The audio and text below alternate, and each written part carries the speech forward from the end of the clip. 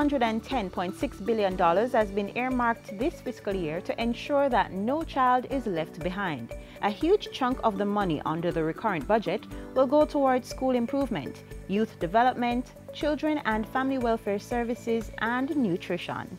Under the capital budget, infrastructural development projects are a top priority of the government this year. $143 million has been set aside to construct the last of 3 special education diagnostic centers in colleges across Jamaica.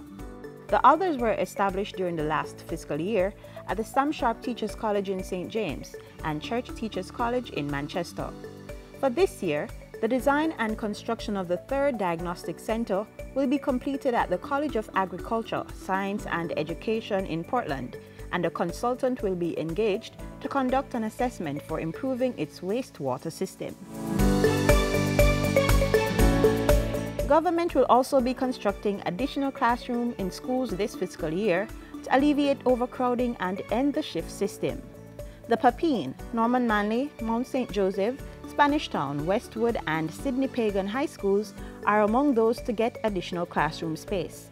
Exchange All-Age and Dias Infant School will also benefit. $68 million has also been set aside to fund the Japanese grassroots project. $17 million of the fund will be provided by the government, while the Japan International Cooperation Agency will provide $50.7 million.